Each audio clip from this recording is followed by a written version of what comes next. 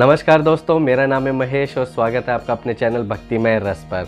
जैसा कि आप जानते हैं कि अपने वीडियोस में फ़िलहाल हम 12 ज्योतिर्लिंग से संबंधित कथा और रहस्य शेयर कर रहे हैं। 10 ज्योतिर्लिंग हम कवर कर चुके हैं, साथ में हम पंच केदार भी होकर आ चुके हैं। तो आज जो है हम बात करेंगे त्र्यंबकेश्वर ज्योतिर्लिंग के बारे में, जो कि महाराष्ट्र के नासिक में स्थित है। त्र्यंबकेश्वर ज्योतिर्लिंग की बहुत महानता है क्योंकि वहाँ पर काल सर्प दोष की पूजा की जाती है और ऐसा मानना है कि अगर जिस व्यक्ति को काल सर्प दोष है और अगर वो वहाँ जाकर विधिवत तरीके से पूजा कराए तो उसका प्रभाव काल सर्प दोष का कम हो जाता है। उसके अलावा दोस्तों, आज हम वीडियो में ये भी बताएंगे कि आसपास कौन से और महत्वपूर्ण तीर्थ स्थान हैं जिनके आप दर्शन कर सकते हैं और त्र्यंबकेश्वर मंदिर तक पहुँचा कैसे जाता है। तो बने रहिए मेरे साथ, वीडियो को अंत तक अवश्य देखें ताकि आपको पूरी जानकारी मिल सके। तो आइए शुरू करते हैं सबसे पहले ज्योतिर्लिंग की कथा से।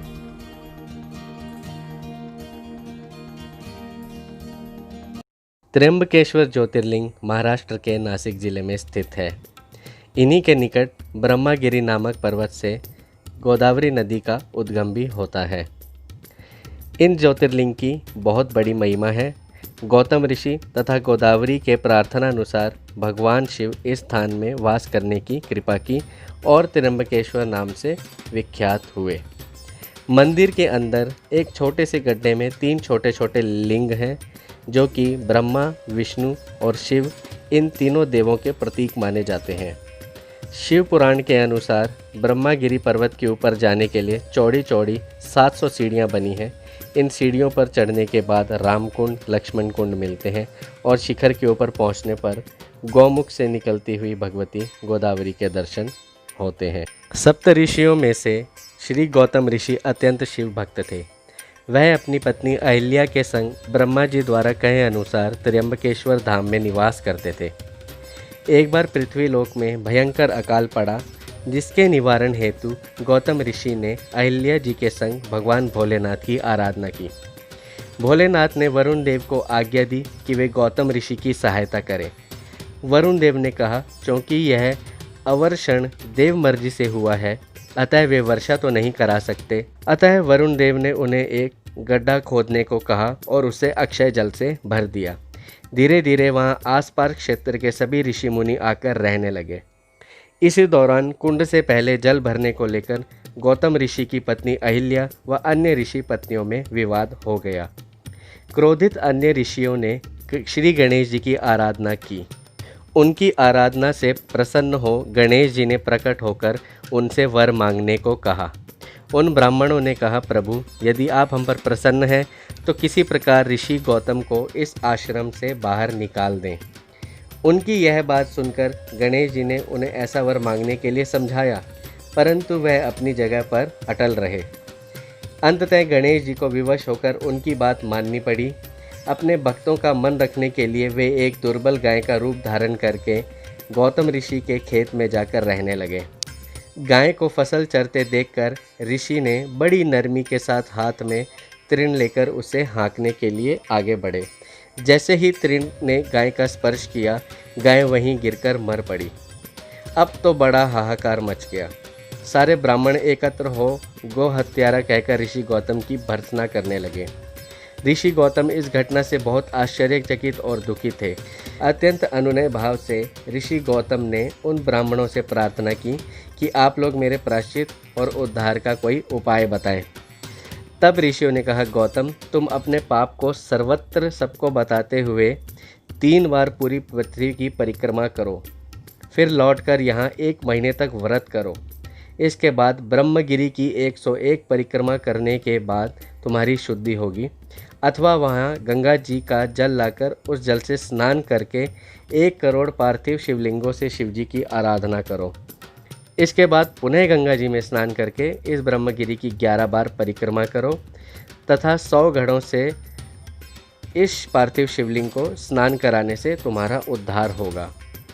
ब्राह्मणों के कथानुसार महर्षि गौतम ने वह सारे कार्य पूरे करके पत्नी के साथ पूर्णतः तल्लीन होकर भगवान शिव की आराधना की।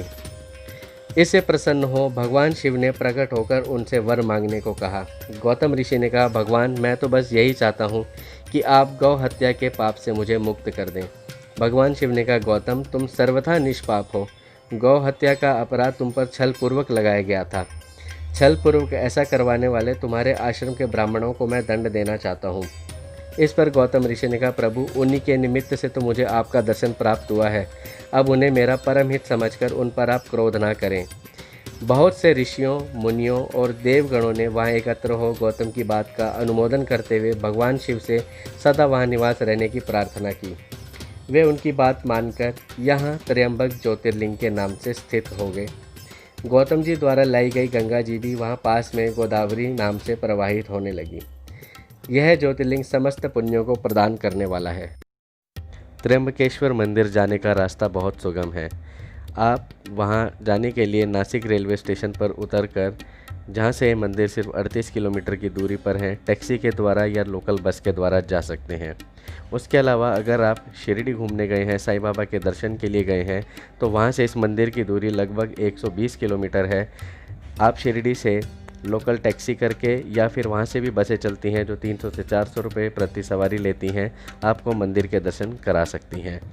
हमने जो किया था, हम शिरडी गए थे। शिरडी से हम सीधा त्र्यंबकेश्वर मंदिर के दर्शन के लिए गए, जहाँ से हमने बाकी तीर्थ स्थानों के भी दर्शन किए। यह पूरा एक दिन का सफ़र रहा। टैक्सी में लगभग हमारे का जो बिल आया वो उसने हमसे 2500 रुपये का लिया। आना जाना लगभग 350 किलोमीटर के करीब हमको पड़ा था, बाकी दर्शनों के साथ भी। अन्य दर्शनीय तीर्थ स्थानों में यहाँ प्रमुख हैं कुशावर्त तीर्थराज, अहिल्या गोदावरी संगम, गंगा द्वार, ब्रह्मगिरी पर्वत, नील पर्वत, संत श्री निवृत्तिनाथ मंदिर इत्यादि। इसके साथ साथ ही जब आप त्र्यंबकेश्वर दर्शन जाएं तो वहां से वापसी में आप पंचवटी के दर्शन भी कर सकते हैं, जहां पे रामायण से संबंधित बहुत सारे पौराणिक स्थान हैं जो कि आप देख सकते हैं। पंचवटी दर्शन के लिए आप वहां खड़े लोकल ऑटो को हायर कर सकते हैं, जो कि गाइड भी होते हैं, जो आपको कम कीमत और समय में अच्छे से दर्शन करा देंगे। तो दोस्तों, आशा करता हूँ आपको ये वीडियो अच्छा लगा होगा और आपको समझ में आएगा कि आप कैसे त्र्यंबकेश्वर के मंदिर जा सकते हैं और आसपास के तीर्थ स्थानों के कैसे दर्शन कर सकते हैं, साथ ही साथ त्र्यंबकेश्वर ज्योतिर्लिंग का क्या महत्व है। अगले वीडियो में हम चलेंगे आखिरी ज्योतिर्लिंग श्री कृष्णेश्वर के दर्शन के लिए। तब तक के लिए बने रहिए मेरे चैनल पर, और अभी तक आपने मेरे चैनल को सब्सक्राइब नहीं किया है तो सब्सक्राइब जरूर करें। वीडियो को लाइक, कमेंट और शेयर करना तो बिल्कुल भी ना भूलें। साथ ही आपकी कोई राय है, कोई सजेशन है, आप चाहते हैं कि किसी और तीर्थ स्थान को भी हम कवर करें, तो वो भी कमेंट करके मुझे ज़रूर बताएं। तब तक के लिए जय भोले बाबा की।